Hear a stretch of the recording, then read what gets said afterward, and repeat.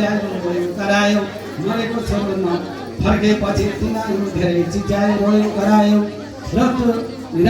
निराधार त्यो ठुलो जङ्गलमा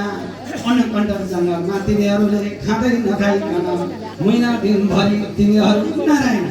राम कठाई भोकै बसेछौ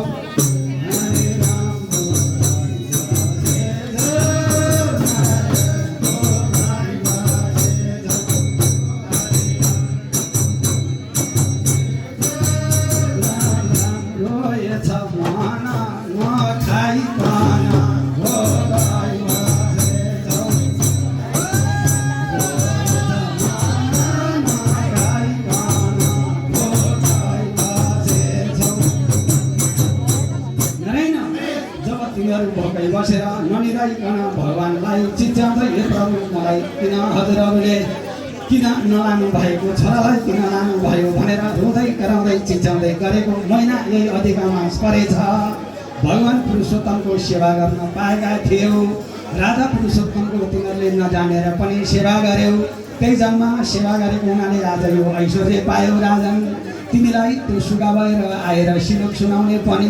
तिम्रै छोरो नारायण कठाई पूर्व जन्मको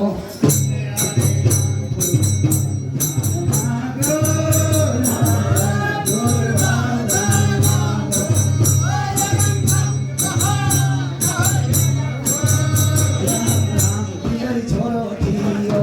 सिलोक सुनाइदियो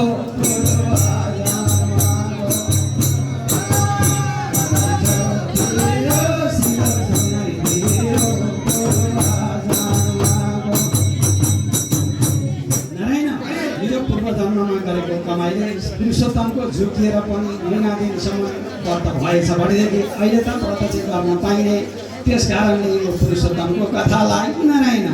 राम कठाई राख्यो थामाउँथे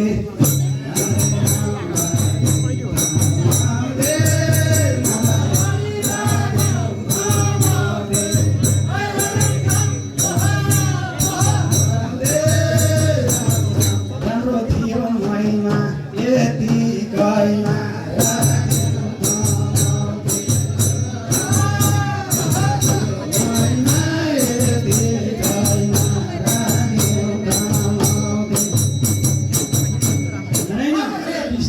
कसरी कनिका ढोको आशा थियो सुदामालाई पुगो मनको धोको कृष्णले खाएको चामल एकै खाएको चामलले भरि भराउ भएको यसै गरी देखा नपाउँ सबैका घर घरमा धन दौलत आएको नारायण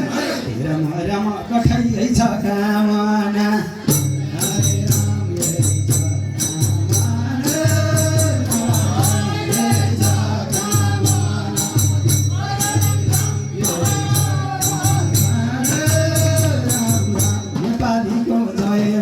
जीवन सुखमय हो यही छ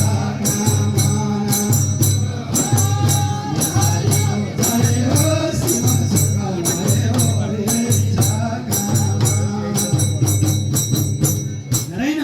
राम राम बिदा पाउन मस्ते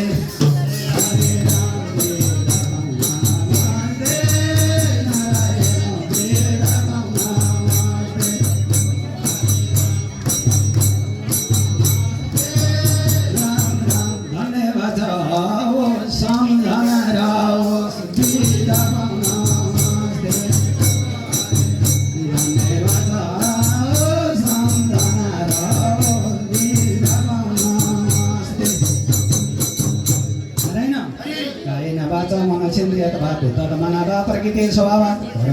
सकल परशु नारायण समर्पयेत् नारायण